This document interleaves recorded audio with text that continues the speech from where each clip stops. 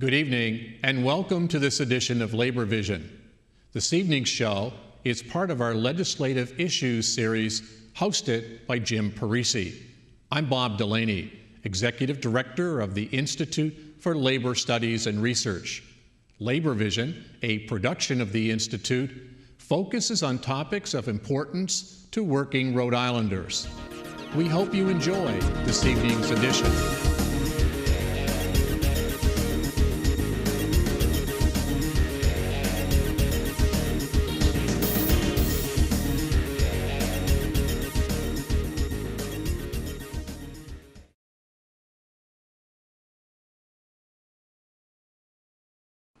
Thank you for joining us for this edition of Labor Vision, where we bring the General Assembly right into your living room. My name is James Parisi. I'm a field representative with the Rhode Island Federation of Teachers and Health Professionals, and I'm your host this evening. Today we're going to talk about a very important issue for a lot of working people in the state, and that is the minimum wage, more specifically efforts in the past and in the future to raise the minimum wage. With us, we have the House of Representatives sponsor of the minimum wage increase, Representative David Bennett. David, thank you for joining us. Thank you, Jim. It's always a pleasure to be on Labor Vision. Terrific. Representative Bennett was first elected in 2000. He is a graduate of Tollgate High School, CCRI, and Rhode Island College. He's a nurse over at Butler Hospital and a proud member of SCIU Local 1199. And Representative Bennett serves on the Environment and Natural Resources Committee, as well as the House HEW, Health Education and Welfare Committee, where I see him in action quite a bit. Representative, I appreciate you coming in to talk about minimum wage. Thank you. Thank you. So before we talk about the minimum wage, you were on this program a year ago talking about the cuts to the developmentally disabled, and specifically you were working to get that $24 million cut restored by the General Assembly. And some good things happened last session. I don't know if you care to comment, but the Sure. Assembly increased funding, not the full $24 million, but they did raise it $9.6 million, about a 40% increase. Well, we wanted to get it back up to $24 million. The way we were explained, the bill was explained to us was that it would hurt the upper echelon of the disabilities, the people that ran it, because they were pocketing a lot of money, and it came back that it hurt the clients. It cut their transportation, the workers, and the quality. They started consolidating some of the homes, and so we fought really hard to get it back, and they compromised at 9.6, which is better than not getting anything at all. And this year, we're going for more. I believe Representative Semini's got a bill in to try to get more of it back. And we hope we do. I know successful. I know my union and some other unions have said if there's any more money available in the budget, depending on what happens with the revenues that the state is making, we hope that further restoration of the DD cut is a top priority for folks. That would be really nice. Yeah, that's a very top priority amongst the progressives at the House. We've been fighting it just to get the full 24 million back. They need that. In an ideal world, we'd get even more than that, but I mean, let's get to where we were. Sure. And in a way, that issue is related to the minimum wage. Although most of the workers make more than the minimum wage, a lot of these direct support professionals don't make a lot more than the minimum wage. No. This really is the working poor of the state and of the country. So what brought you to work on this issue of minimum wage increase in the first place, Representative? The low-income wage people deserve to make a living, to make a livable pay. The expense of running a family, if they're single, take a single person, they got to pay rent, they got to put gas in their car. Try to do that on $7.75 an hour. Before I raised it, it was $7.40. We have to keep people moving up, not down. And they said they hurt small business. Well, that proved to be wrong. Unemployment in January, when this went into effect, the $7.75 minimum wage, It was 9.6. And this went into effect, the minimum wage, now it's 9.1. And I think it's directly linked to people having more money in their pocket, being able to go out and spend some of that money. Minimum wage or low-income people spending money in the state. I mean, it's not like they're going to go to Massachusetts to go shopping. They'll spend two hours of work, what they get paid an hour for work just for gas. Nor are they going to put it in some bank account in the Cayman Islands like some people did when we cut income taxes on the rich. That's right. That's right. You know, our low-income workers, minimum wage needs to be raised. You know, like you said earlier, the Senate is working on the minimum wage side too. To stimulate the economy, because people got to have money in their pocket. If they don't have money in their pocket, then they're going to either go on welfare, they're going to resort to other methods. That's not a lot of money, $825. I wouldn't be able to fill my truck up on $825, you know? Sure. So let's talk about history before we talk about this year's legislation, because we had Senator Erin Lynch on our show last fall talking about the work she did and you did together to raise the minimum wage last year for the first time in, I think, 6 or 7 years. That was an increase that you just mentioned that only went into effect this past January 1st. How tough was it to convince your colleagues on the House floor that a minimum wage increase was the right thing to do? Well, the majority of them were, you know, receptive. That's why it passed. Erin worked hard over, Senator Lynch, I should say, worked hard over in the Senate. I lobbied a lot of my fellow representatives. And it's just, you know, if you think about what it would be like to live on that kind of money, you know, and it's something that wasn't, you know, hard to pass, but getting anybody to budge. The small business people come in and said, oh, it's going to ruin us. We're not going to be able to hire summer kids. We're not going to be able to do this. Well, a lot of those people aren't kids. I think it's like, I got to refer to my notes. 75% of minimum wage workers are over 20 years old. So this idea that the minimum wage hike is all about teenagers is just not true. No, it's not. You know, about college kids or kids who can't go to college, don't want to go to college, can't afford to go to college. They're still entitled to a fair living wage. And, you know, the steps we give them, like I said, boosts our economy. And that's what we need to stimulate it. Have people with some money that they're going to go out, they might go out and buy, you know, some extra, spend more time at Scarborough Beach. You know, whatever they choose to do with their money, they're not going to do a heck of a lot of it because it's still, you know, minimum wage. Hopefully this will get them moving forward so they can go to better jobs, look for better jobs. And of course, that's the main thing on every legislator's mind is jobs. You know, if we can get jobs in our state, it will drop the unemployment and you know, our economy will flourish. But right now, we need to like give it a little boost, help it out along the way. Right. So the bill that you and Senator Lynch first introduced last year not only raised the minimum wage, but it also called for an annual increase related to inflation or the consumer price index. That portion of the bill last year didn't come through at the end of the day, did it? No, we negotiated that. And in order for Erin and I to get the bill up, we had to drop that part of it. This time, I've got an index on the 825, and hopefully they'll let this pass, and then it'll adjust itself. You won't have to see me here and talking about minimum wage. It'll take care of itself, and if it doesn't, I'll run more bills. So after last year's increase, the effective this January 1, you've put in a bill, and Senator Lynch has put in an identical bill that raises the minimum wage from $7.75 to $8.25. Is that right? Yes.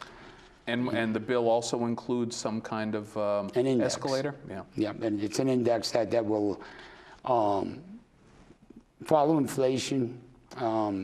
I can't give you the technicalities of it because I'm not a financial person, but what it'll do is adjust itself. You know, if the economy goes and starts rolling, and the federal minimum wage is moving, then we'll stay with that. We'll be a little above it, and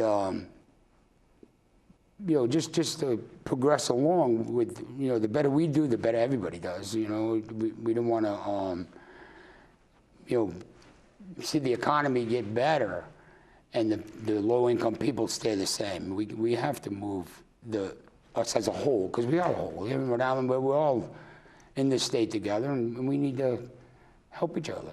Yeah, the labor movement's always said you rebuild our economy by helping the middle class. Absolutely. You know, the middle class is the backbone of not only Rhode Island, it's of our country. You know, and it's always been that way. I said it before, during the Revolutionary War, the middle class fought the war. The rich was making deals with England for property in case England won. You know, thank God they didn't. Absolutely true for that. So the bill that you've put in this year contains another component that was not in play last year, and that is, in addition to the index, in addition to raising it to $8.25, it also says that you have to stay above the federal minimum wage. Now, the federal minimum wage is only $7.25 right now. Why did you want to include in your law, or in your bill, to change the law, some kind of language about the federal minimum wage?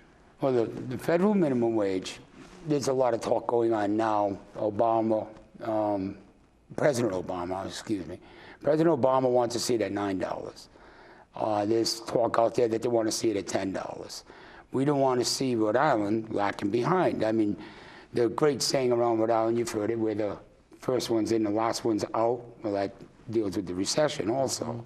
You know, and it'll give us a leg up, you know, to keep moving forward. And Rhode Island's a great place to live. I mean, we got the beaches, we've got the islands. Mountains are 2 hours away. So why shouldn't we keep ourselves in a position that we're going to move forward? You know, progress. We got to progress. Sure. Has the proposal by President Obama and the other congressional leaders to raise the federal minimum wage quite a bit helped you out in your efforts to raise it here in the state of Rhode Island? Well, I hope it does with leadership, but a lot of the representatives now are saying that, well, I just raised it. You know, my answer to that is, yes, we did just get it raised after 7 years of being stagnant. But I have seen nothing get cheaper. You know, gasoline fluctuates, but it's still way above where it was, you know, back when, you know, it was cheaper to buy gas, you know, $2. Now it's up $3, shoots up to $4. You know, nothing gets cheaper. If things started getting cheaper, well, then I could see the argument that, you know, why we want to raise minimum wage again. I don't see it, and you know, that's the only argument I've had, is that I just raised it. Sure. You know. Now, you've already had a hearing on this bill in the House? Yeah. Yes, it's being held for further study. It was heard in labor. I'm hoping they move it. The Speaker and the leadership knows this is a top priority of mine. I feel that this needs to come to the floor, and with the Senate trying to move it in the Senate, we can get this bill passed this year instead of having to do this again next year. And if it doesn't work next year, I'll do it the year after, or as long as I'm in office. You know, I think it's just important that we take care of the lower income people in our state. And like I said, they spend their money here. They do the jobs nobody else wants to do, or you know, I'm trying to grasp my words here. We wanted them to live the best they can live. You know, live a good life. You know, that's what it's all about for all of us. I know prior to the cameras started rolling, we were talking about some statistics. I think the general public would be shocked at how big the minimum wage would be if we just kept inflation from when it first started. And I know even in the last 7 or so years, you know, the minimum wage would have gone up a lot more than just the inflation rate. Oh yeah, the federal government, it's still at 1968 levels, 30% less than 1968. If it had kept rising with, you know, with inflation, it would be 1058 right now. Instead, it's still 725. Yeah, the federal rate is the federal rate. In Rhode Island, it'd be pretty, you know, up there too, because we haven't raised it in 7 years. And most people that are low income and making minimum wage are employed by 3 major companies. And we all know them very well. Walmart, Yum's brand, which is Pizza Hut, Taco Bell, and Kentucky Fried Chicken, and McDonald's. That's where they work. So it's the fast food industry and the retail industry that hires a large number of these minimum wage workers. Yeah, I believe it's 53%. But what they paid their executives, Walmart, hourly compensation for an executive is $9,066. For Yum Brands, $10,206. Think about that. How'd you like to get paid that? I'd only have to work a day or two, and I'd be still pretty wealthy, wouldn't I be? But they're making big profits. I mean, McDonald's made billion. Walmart, 11.3 billion. Yum Brands, 1.2 billion. They're making their shareholders a lot of money. It's time that they, you know, help their employers. You know, and if it wasn't for the employers, they wouldn't be making this money. You know, I mean, I know the income disparity between the rich and the poor hasn't been higher in decades in America. And one way to get back to rebuilding the middle class is to ensure that the low-wage workers get a little boost. And I congratulate you for taking on this important issue and working on raising the minimum wage here in Rhode Island. Thank you, Jim. Yeah. Thank you. And you're confident that you might be able to get some movement on this issue this year? I'm going to try my hardest. You know, I'm really hoping that they will listen. They will bring it up again this year to 825. But like I said, it's not going to go away. And I hope I don't go away. If I lose my representative's job, I'll still advocate for low-income people. There's just something I feel we need as a whole.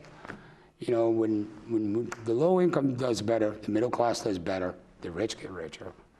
You know, and we have to move it at the same paces. Right now, the rich are way up here, and the middle class is down here, and the low class is even farther down. You know. Well, the labor movement says the rising tide will raise all boats. Well, I certainly hope to have you and Senator Lynch give us a glowing report of 2 years in a row where Rhode Island Assembly has addressed the issue of minimum wage. Thank you again for coming on our show. Okay. And thank you for joining us for this edition of Labor Vision. Have a good evening.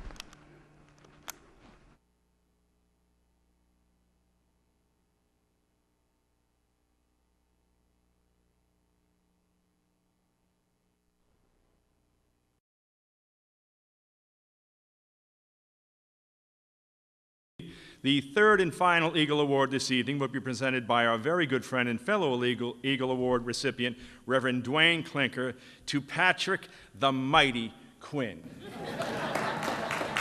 On his birthday.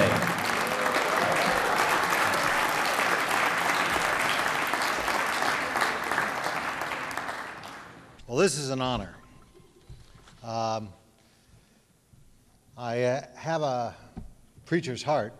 Watch out, but my roots are in the labor movement, and I'm a labor and community organizer, and to me there's no contradiction.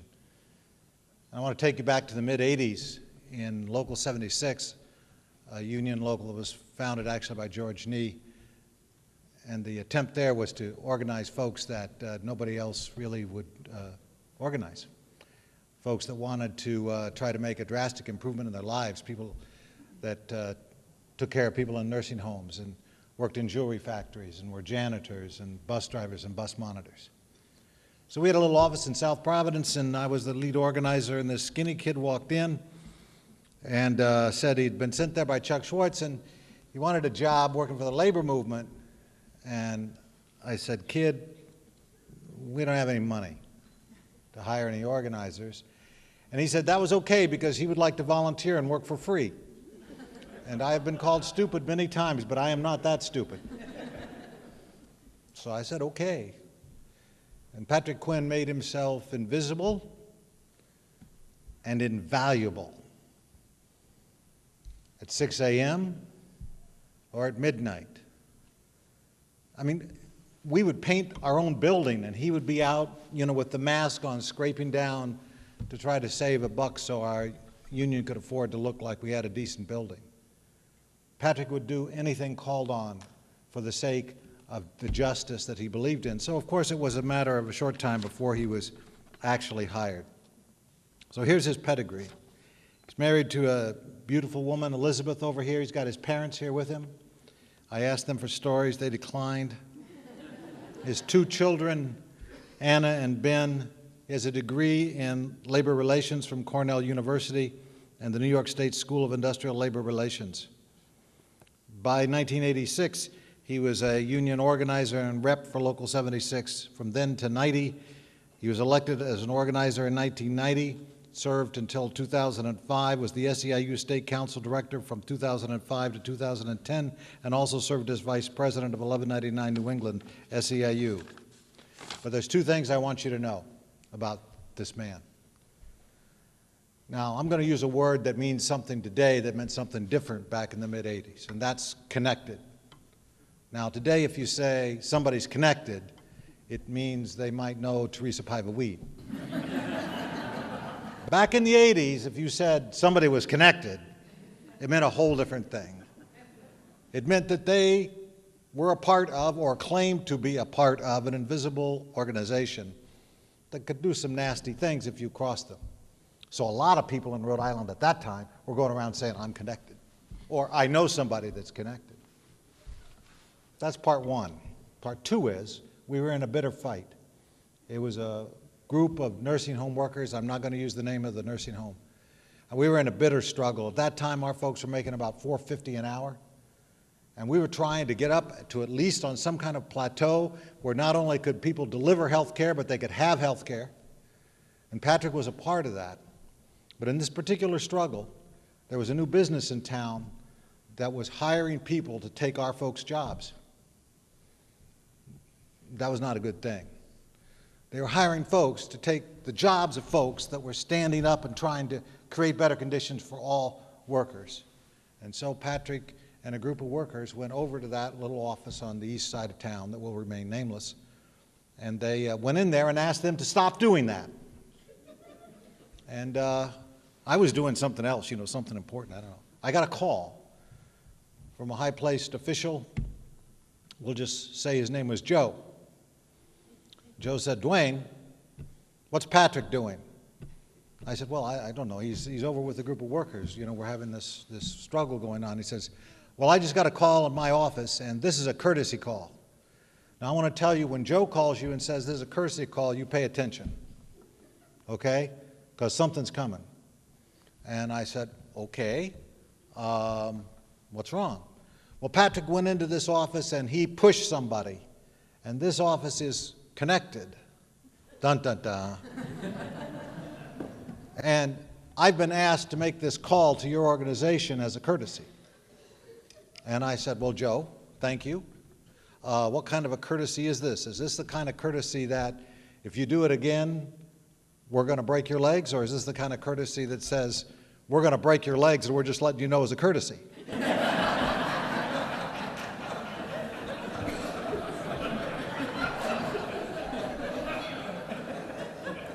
Joe said, I don't really know. So Patrick comes walking in with some story about how somebody shoved him and some papers fell on the floor. I actually believe Patrick.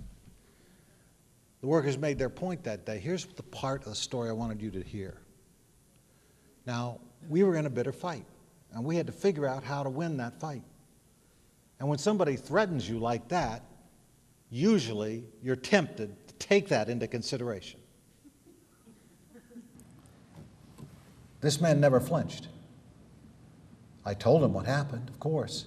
This man never suggested in any way that we pull any punches, but that we go straight ahead in trying to get those workers, help those workers to win their rights. This man has courage.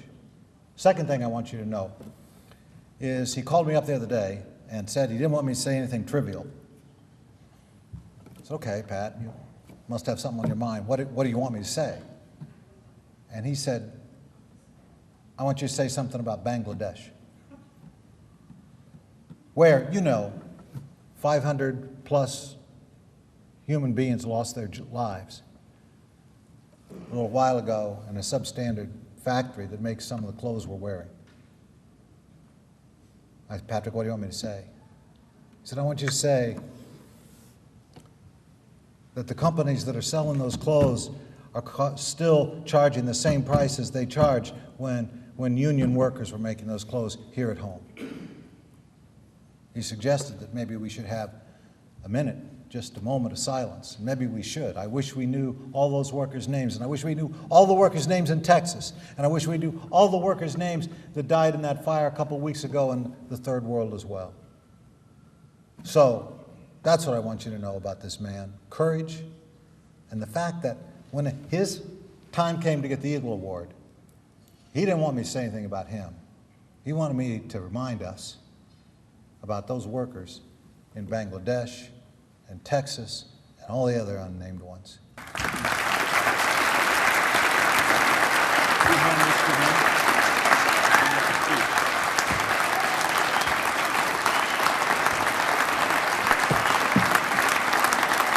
thank you.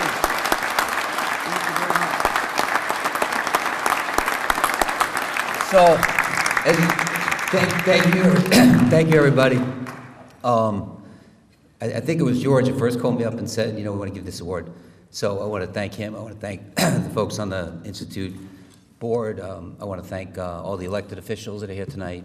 Dwayne, thank you for those kind words. And I really had the great fortune of having some amazing teachers over the last 54 years. I know Jimmy Riley said it was my birthday today, but actually it's the 54th anniversary of the first citywide hospital strike in New York City.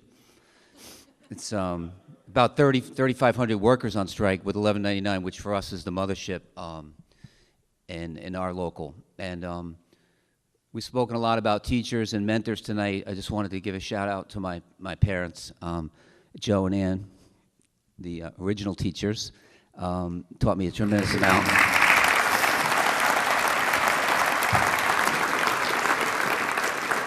And the recognition of your peers is really, as far as I'm concerned, is the absolute best thing that you could receive in this type of work, because everybody knows it's a really hard job, and there's conflict built into it, and a lot of demands on your time. So to my immediate family, to my wife and my kids, Elizabeth, Anna, and Ben, you're not always in control of your schedule, and that creates a lot of demands, difficult to fulfill all of them, but they've been very patient and understanding over the years, so I really want to thank them for that.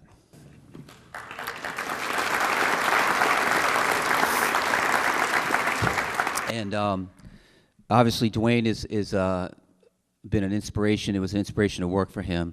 And when I first came here to Rhode Island, the first person I really encountered in the labor movement was Chuck, and Chuck was a tremendous resource for me. Actually sent me to Dwayne, sent me to Stan, who I then worked for, sent me to a bunch of different people, kept giving me ideas and inspiration to stay connected and figure out a way to make a contribution.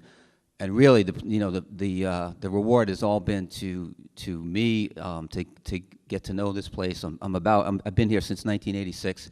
I'm about ready to get my Rhode Island green card, and I feel like I'm ready for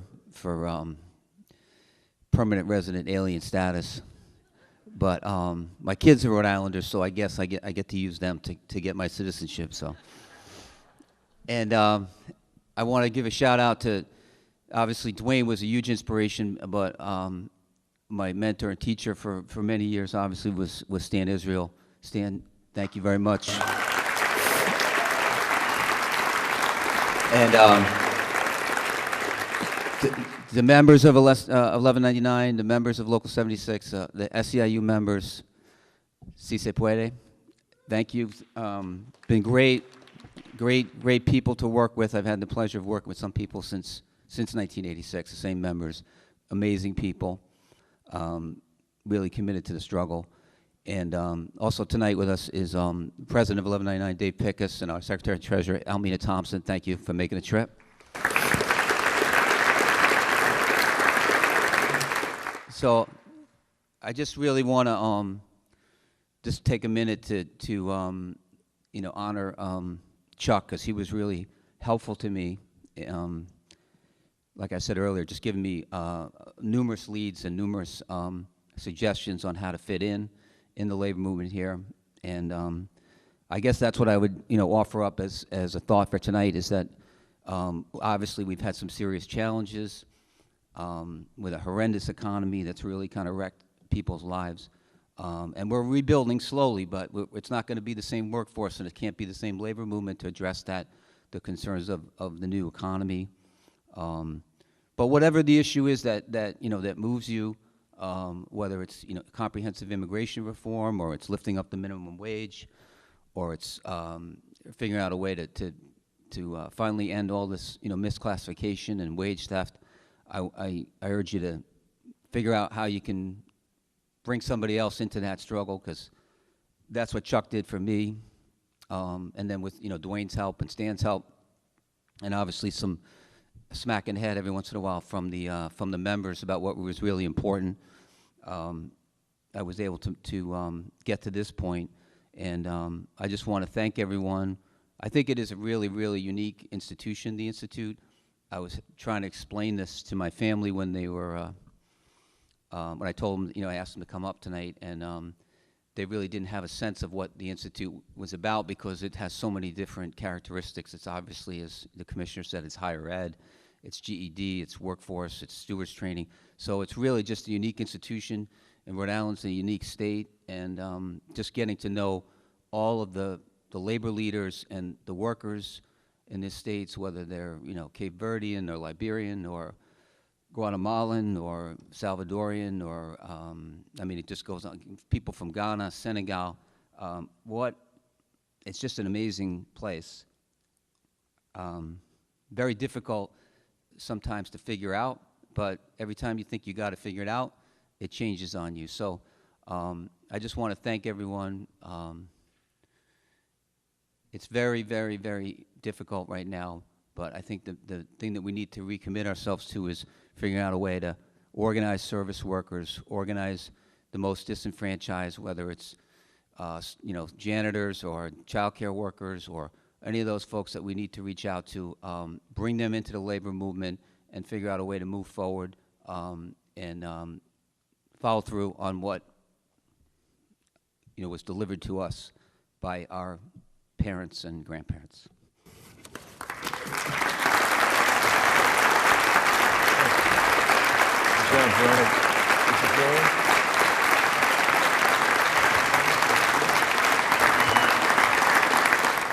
Thank you for joining us for this edition of Labor Vision.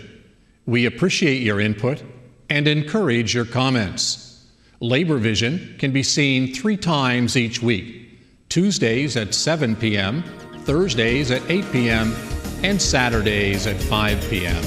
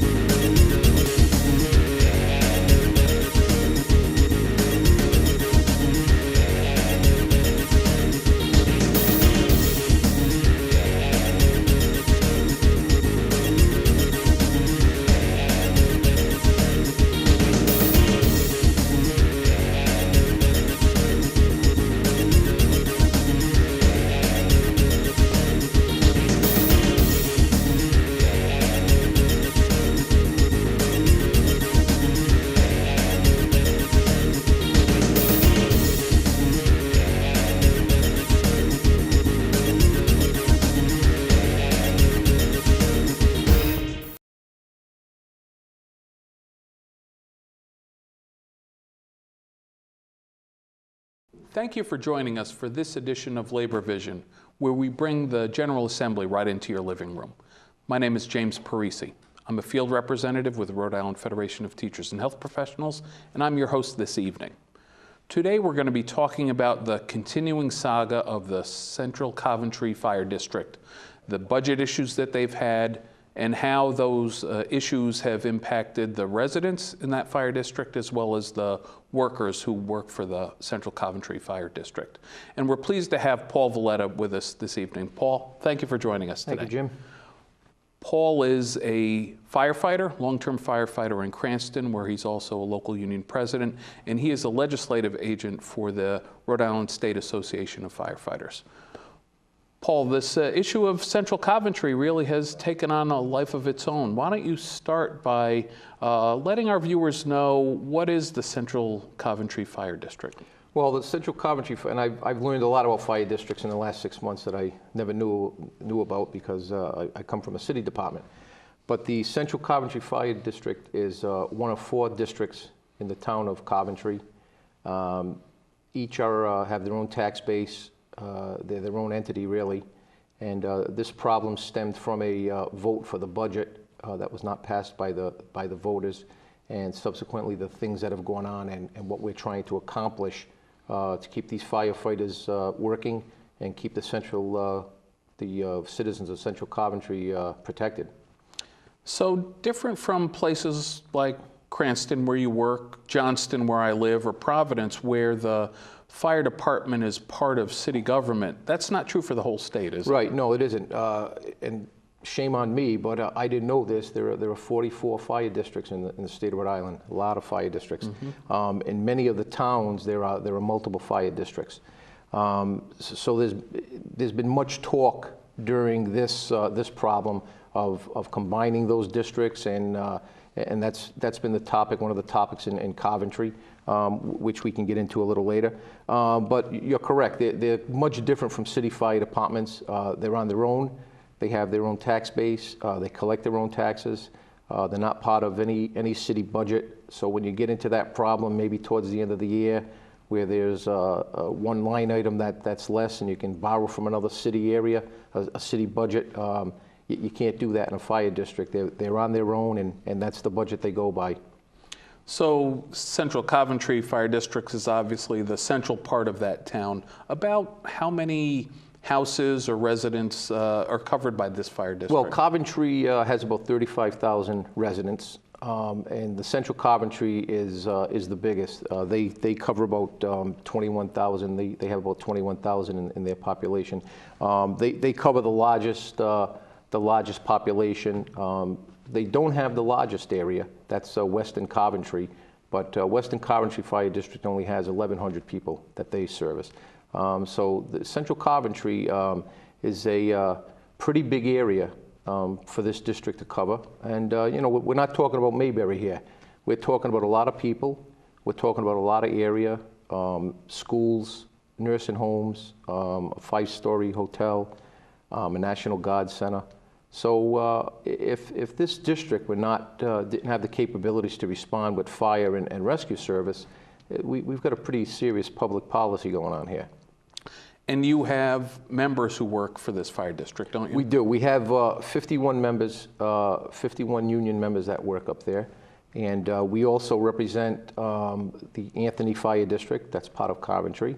And we also represent some of the members, the paid members, of the Hopkins Hill Fire Department. So 3 of the 4 fire districts, we have union members. And that's, it's been a pretty tough issue for us up there, especially when the judge ordered the other 3 fire districts to come up with a contingency plan. Now you're pitting union people that may have to take over a district where union firefighters lose their job.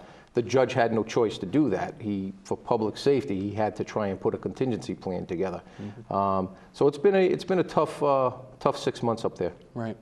So continuing on this theme of just getting some background information for people not familiar with fire districts, final question on size. How many how many firehouses, companies, engines? What kind of information do you have for our viewers to get a sense on how big this Well, place Central is? Coventry, let me just go to my square mile notes because I don't know, but Central Coventry covers 28 square miles.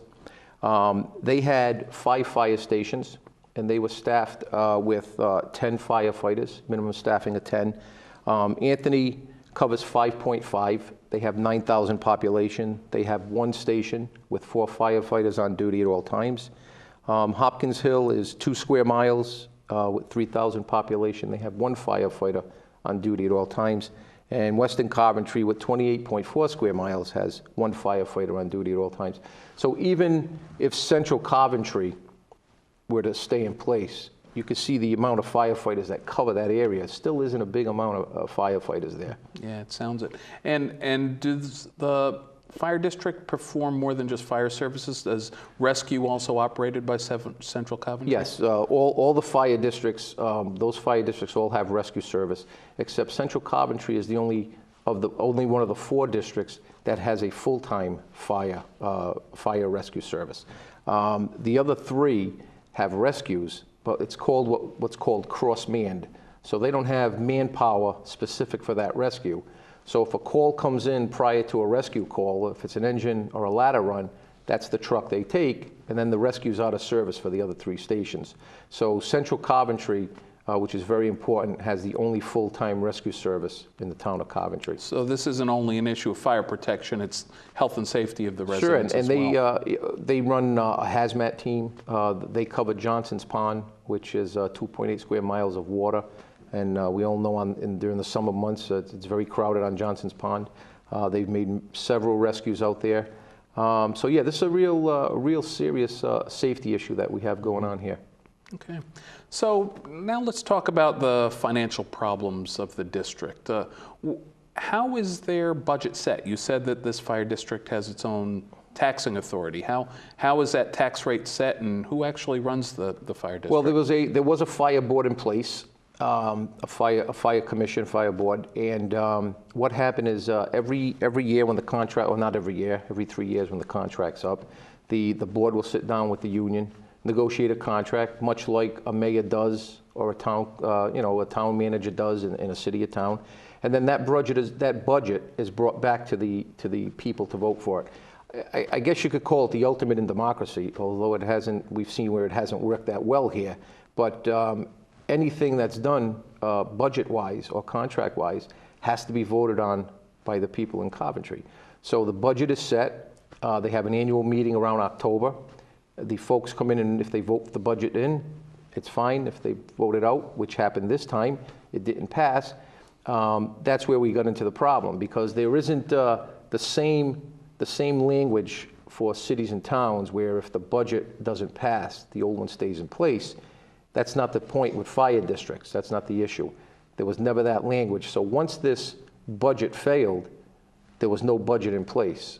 And that's the language that we're trying to work on now. And then once that happened, there were no tax bills that could be sent out. And that's how we got into the financial problem we were. If I quickly, there was a problem beforehand. No one's saying there wasn't a problem in Central Coventry. There were some issues that have been brought up that have been cleared up now by the special master. There was an excess of a $700,000 tax mistake made for 3 years in a row on one single property that was carried over in revenue. The money never disappeared because the money was never there, but it was carried over into revenue that they were going to get that they never got. So there are issues in Coventry that need to be cleared up. The board has resigned at the request of the judge. The judge didn't force them to resign because he found that there was no evidence that there was anything malicious done by the board. But to get everybody together on the same page, he asked the board to resign. New board would be elected. He said those old board members could run if they want. They did all resign because everybody wants this to work. Yeah. So this saga started a while ago. Was it the fall of last year that the voters first turned down a budget? That's correct. Well, the first budget only lost by 24 votes. And then they did a revised budget, and there was a bigger number that came out for that. But yeah, this has been going on for quite a while now. And when the budget failed, it's not only a budget, it's also the ability to raise taxes Correct. through property. Right, the tax bills don't go out, and that's what happened. The district actually ran out of money a few months back, and the firefighters had to work without pay, which they did for 5 weeks. Yeah, I recalled reading about that. Yeah. That was a significant sacrifice from your members. That was a tremendous sacrifice for our members. I guess it proved that they didn't really want to walk off the job. And you know, not to sound corny or dramatic, but you know, when you're a firefighter or a police officer, you know, you get a sense of pride for the department you work for and the city that you protect. Much like teachers. I mean, my brother's a school teacher, and I know he takes unbelievable pride in his school. And, you know, that's just your job. You do it long enough, you get this feeling of, you know, you want to make it work. And, yeah, they stayed on the job for 5 weeks without pay. And they finally did get paid, although they've only got their base salaries for those weeks they were out. Many of them are still owed thousands and thousands of dollars that they've put off to get through this problem. So since the tax bills didn't go out from the fall, who's been running this fire district and how are they funded? Well, when that happened, the Superior Court put in place a special master, much like a receiver.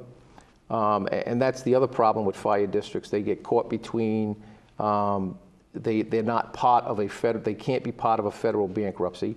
And they weren't included in the language that was put in a couple of years ago, or last legislative session, for putting in receivers and overseers and things like that. So they were legislatively left out of it and judicially left out of it. So the court appointed a special master. And who's the special master for Richard Land, and he's been running the district for the last 6 months now. The judge did order him, or not order him, he asked, and the judge said he could send out the third quarter taxes, which got an influx of money in, which kept the firefighters on the job and kept the district open. And now the fourth quarter taxes are due to go out this week. And when you said they were able to send out the tax bills, at what rate were those taxes set at? It was sent out at the original rate. This fourth quarter tax that they're sending out will be sent out at a different rate. It's still the rate, it's still based on the budget that the people voted on a year and a half ago. That budget is still in place. The reason for the change is because fire districts are legislatively only able to tax on single tier. Central Coventry and other fire districts, not just Central Coventry, they've been taxing at two-tier, residential and commercial, which they can't. So the special master recognized that, and he would not send out a bill knowing he would be breaking the law. So he sent it out on a single tax, which did bring the tax base up a little bit. So now they've got some money flowing in. There was a period of time where the workers weren't getting paid, but they kept on working. Are there still 5 fire stations open in the fire district? No, what happened is, not to get into specifics because it hasn't been signed yet, but the firefighters have worked out an MOU with the special master, giving back more concessions than they did earlier. So that will be made public when it's signed. But in the interim, they've closed 3 of their 5 fire stations, and they've reduced their minimum staffing from 10 to 8 firefighters. And they haven't pushed for more hiring. They're down about 7 firefighters for the overall staffing. So they're running short with the overall staffing, and now they're running 2 firefighters short on the minimum staffing. Sure. Which now brings us to legislation, because there's always a legislative angle to Right. shows we have. What legislation have you worked on this issue? Representative Guthrie Tomaso and Serpa put in a bill as a stopgap right now. And that bill would put in language, like I said, the cities and towns have, that if the budget is not passed, the old one stays in effect. So we got that passed at the House and the Senate last week. It went into effect this week, which means now the tax bills can go out. That gives us a little leeway, gives us the summer months to sit down with the special master, or the Central Coventry guys to sit down with the special master, and the new board, which we actually have a hearing this week. The judge is going to allow an expedited election of the new board, we hope. Get this board in place of new people, sit down with the special master and the firefighters, and come up with a tax base that's acceptable to the citizens. Sure. So the legislation doesn't solve the problem, it just delays calamity, Correct. I guess is one way to look at This it. legislation doesn't. Then there is another bill going in this week, sponsored by Representative Guthrie, and it really puts in place safeguards that this can never happen again, what happened in Central Coventry. Not just the contract staying in place, but now there's mandatory audits that they have to do every year. And you know, these are not big budgets, I should say, compared to cities and towns, but Central Coventry is a $6 million budget, but they never had to do an audit like cities and towns have to do. Now they'll have to do an annual audit, send it up to the State House, it can be reviewed. Now they'll be able to legally tax on the two-tiered system for residential and commercial. So there is legislation being introduced that will take care of Central Coventry, but also take care of the other fire districts so this never happens again. Yeah, I think a lot of residents would be interested in that, not knowing that there's some real protections for taxpayers in legislation, and also protections for maintaining some kind of level of service for Right, and people we want to rely see, on. yeah, we want to see that too as firefighters, we really do. This is, I liken this to the pension issue. We all know it wasn't our fault, but we still took the brunt of it. And this is the same thing here. The firefighters in Central Coventry don't collect taxes. They don't make the budgets up. But they're the ones that had to work 5 weeks without pay, and they're the ones who could be conceivably out of a job here. So we want these protections. We don't want this ever to happen again anywhere. You mentioned some representatives' names on taking a lead and at least getting through this stopgap measure. How do you fare in the Senate on this issue? Not too good in the Senate, and you know, I got to give my, I got to thank the Senate and the House for looking at this legislation. You know, it's tough when legislation's put in, and the people, the elected officials from those cities or towns, don't support it. You know, as a senator, you have to listen to those people and what their complaints are. But to their credit, they listened to everybody, and the Senate side, we couldn't get anybody to sponsor the bill. Meaning people from Coventry. People from Coventry, the Coventry officials, a couple on the House side. And the problem is there are just some people, some elected officials, that want these guys not to be there anymore. And there's been a lot of misinformation put out there, especially that there's a contingency plan in place. And I think if you listen to some of the people that went to court after the vote took place and the judge was thinking about liquidating them, they got up and told the judge if they knew that their vote meant that no budget meant liquidation and no fire service, they would have, you know, not that they were thrilled with the tax hike, but their vote would have been different. And that was the big problem. There was so much misinformation put out on this Coventry Fire District. And the main thing was the contingency plan, that there was a plan in place that if these guys were liquidated, there would be fire and rescue service available. And that's just not there's still no plan in place today. Sure. Well, it's been a fascinating journey just getting this far. It's terrific that you were able to work out a stopgap measure with the House and Senate leadership. I think there's yet a story to be told about how this works out for all the other fire districts in the state. So perhaps you'll come on the show again in the fall Certainly. and let us know what's going on those issues. I will. Thank you. Okay. I thank you for your time. You're welcome. Thank you. And thank you for joining us for this edition of Labor Vision. Have a good evening.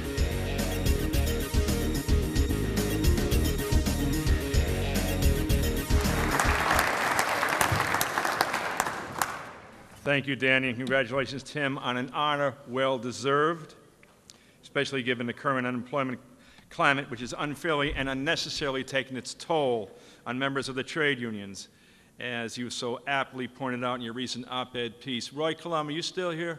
Roy Colum, take a bow. They did a terrific op-ed piece in the Providence Journal talking about that very issue. I hope everybody read it. The next award goes to a person whose tireless efforts on behalf of workers and all the citizens of our state have earned her numerous accolades. Here to present Sister B. Landsey with another is our State Senate President and our friend, the Honorable Teresa Paiva-Weed. Ladies, please come to the...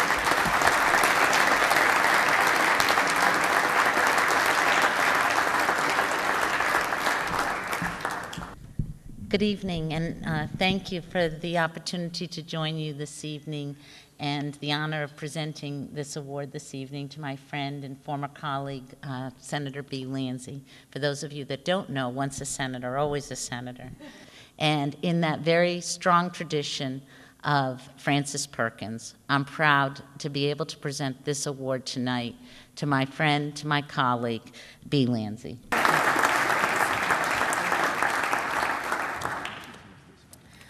Well, I want to thank the Senate President very much for being here tonight and giving me this award.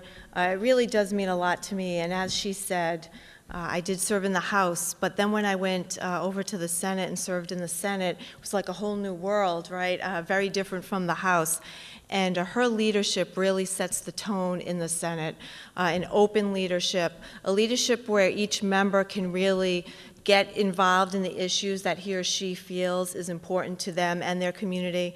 The Senate President really allows each senator and really encourages each senator to grow, to represent their communities to the best of their capability. And she really sets the tone of professionalism and always openness and transparency throughout the Senate. And for that, I want to thank her, and it means a lot for me tonight to have her here with us. So, give her a round of applause.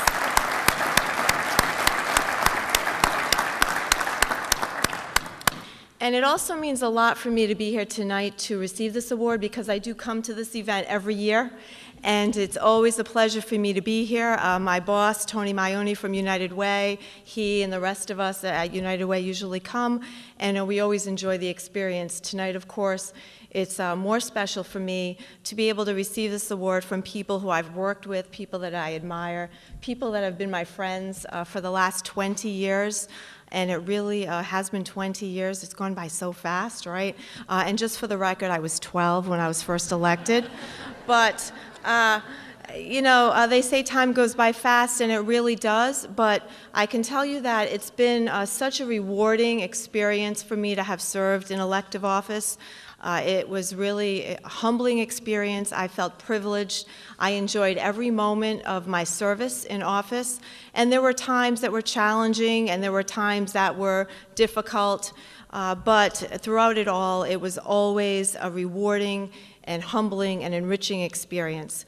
But I will tell you, one of the things that was really never difficult for me was to stand up on behalf of working families in Rhode Island. And as the Senate President noted, many of you did know my dad, Tom Lanzi, who was a public servant, was a police officer, who served on the executive board of the AFL-CIO. And when he was with me in the early campaigns, he would always stress to me the values and remind me of those values that I was raised on, making sure that we work hard, making sure that we stand up for what's right, and making sure that we stand up for the rights of others. And although my father has been gone now for 16 years, and also that seems like he was just sitting at one of these tables at one of these events, it seems like yesterday, but he did pass away 16 years ago.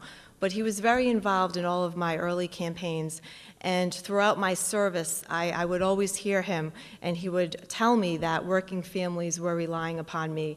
So throughout all of my service, that was one thing that was never difficult for me. So tonight, I would like to actually dedicate this award to him, to Tom Lanzi, because every time I took a vote, or I said something in committee, or I drafted legislation, or I stood up on behalf of working families, I know that every single time he was standing there with me. So thank you so very much.